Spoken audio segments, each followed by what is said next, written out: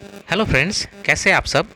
तो all India institute of medical science Patna की तरफ से जो नोटिफिकेशंस निकाला गया था अप्रैल मंथ को, उस नोटिफिकेशंस के रिगार्डिंग यहाँ पर आपका एप्लीकेशंस का जो रजिस्ट्रेशन लिंक और आपका जो अप्लाई करने का जो लिंक है वो दोनों एक्टिवेट कर दिया गया है। और आपका जो एप्लीकेशंस करने का जो स्टार्टिंग डेट रखा गया है वो है 20 जून 2023 से लेके आपका जो लास्ट डेट रखा गया है आपका 11 जुलाई 2023 तक रखा गया है। मतलब 21 डेज़ का ही टाइम दिया गया है, जो कि पहले बताए गए थे कि 30 डेज़ का टाइम दिया जाएगा, बट यहाँ पर सिर्फ 21 डेज़ का ही टाइम दिया गया है। तो जो इंटरेस्टेड कैंडिडेट्स है अप्लाई करना चाहते हैं वो जल्दी से जल्दी आप अपना एप्लीकेशंस भर दीजिएगा, ठीक है।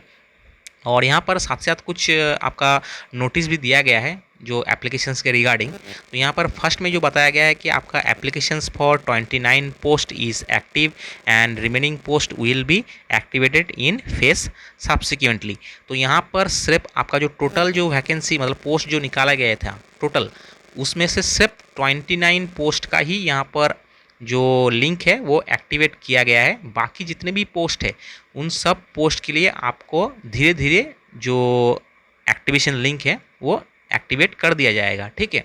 बट फिलहाल के लिए आपका 29 पोस्ट के लिए ही यहाँ पर एक्टिवेट किया गया है। तो आप पीडीएफ चेक कर लीजिएगा, इसका पीडीएफ मैं डिस्क्रिप्शन बॉक्स में लिंक दे दूंगा, वहाँ से आप डाउनलोड करके देख सकते हैं कौन से पोस्ट के लिए अभी फ़िलहाल के लिए जो लिंक है वो एक्टिवेट किया गया है, ठीक है। और सेकंड नंबर पे जो आपका नोटिस दिया गया है ये है आपका scheme of examinations and inductive syllabus के बारे में बताया गया है। तो यहाँ पर जितने भी 29 पोस्ट है उसके रिगार्ड यहाँ पर सिलेबस दिया गया है। तो सिलेबस का भी लिंक यहाँ पर मैं डिस्क्रिप्शन बॉक्स में दे दूँगा, तो वहाँ से डाउनलोड करके जिस पोस्ट के लिए आप अप्लाई करना चाहते हैं उस पोस्ट के रिगार्डिंग जो सिलेबस है वो ध्यान से पढ़ लीजिएगा, उसके बाद ही आप अप्लाई कीजिएगा, ठीक है।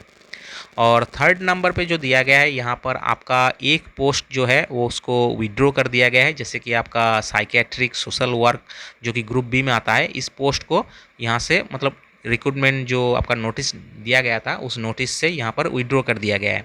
मतलब इस पोस्ट के रिगार्डिंग आपका कोई मतलब रिक्रूटमेंट नहीं होगा फिलहाल के लिए, ठीक है।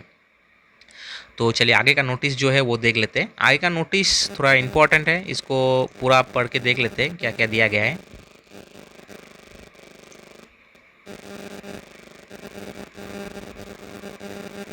तो यहाँ पर दिया गया है कि आपका जो पहले का जो एग्ज़ाम फ़ी था मतलब एप्लीकेशंस का जो फ़ीस रखा गया था उसको चेंज कर दिया गया है, ठीक है।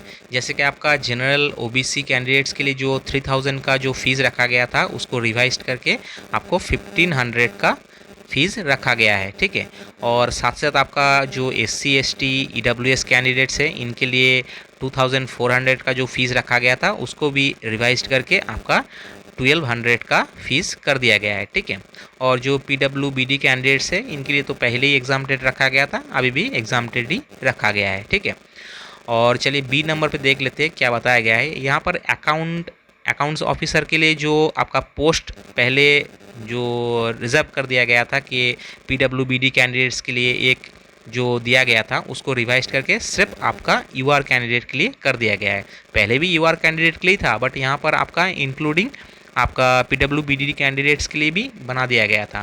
मतलब यहाँ पर मान लीजिए कोई यूआर कैंडिडेट्स अप्लाई किए थे और एक PWBD कैंडिडेट्स भी अप्लाई किए थे, उस केस में अगर मान लीजिए PWBD कैंडिडेट्स क्वालिफाई कर गए तो पहले इनको दे दिया जाएगा, ठीक है, क्योंकि ये भी क्वालिफाई कर गए थे। बट बाद में इसको रिवाइज करके सिर्फ यूआर कैंडिडेट्स बना दिया गया है। मतलब फ्रेश जो यूआर कैंडिडेट है वो अप्लाई कर सकते हैं, ठीक है। और चलिए सी नंबर देख लेते हैं। सी नंबर पे आपका डेप्यूटी मेडिकल सुपरिटेंडेंट का जो पोस्ट था उस पोस्ट में आपका जो वैकेंसी दिया गया था यहाँ पर आपका इंक्लूड्स आपका PWBD कैंडिडेट्स के लिए 1, एनमार्क PWBD OA और OL कैंडिडेट्स के लिए भी यहाँ पर आपका रिजर्व कर दिया गया है एक पोस्ट, ठीक है, जो कि पहले नहीं था। तो ये आपका चेंजेस किया गया है, ठीक है, जो डिप्टी मेडिकल सुपरिटेंडेंट पोस्ट है उस पोस्ट के लिए। और जो आपका डी पोस्ट डी जो आपका नंबर दिया गया है सीरियल नंबर 20 में पेज नंबर 7 पे जो आपका असिस्टेंट इंजीनियर आपका एयर कंडीशन एंड रेफ्रिजरेशन का जो पोस्ट था उस पोस्ट में यहाँ पर आपका जो एक्सपीरियंस 5 साल का मांगा गया था वो किसी भी साइट से होने से आपका चल जाता था पहले जो नोटिफिकेशन दिया गया था उसमें, बट यहाँ पर आपको बता दिया गया है कि इन रिलेवेंट फील्ड मतलब उसी फील्ड में ही आपका होना चाहिए, मतलब किसमें, air conditioning and refrigeration field में होना चाहिए, तभी आप अप्लाई कर सकते हैं असिस्टेंट इंजीनियर पोस्ट के लिए। ठीक है, तो ये चेंजेस किया गया है। तो चलिए आगे वाला देख लेते हैं।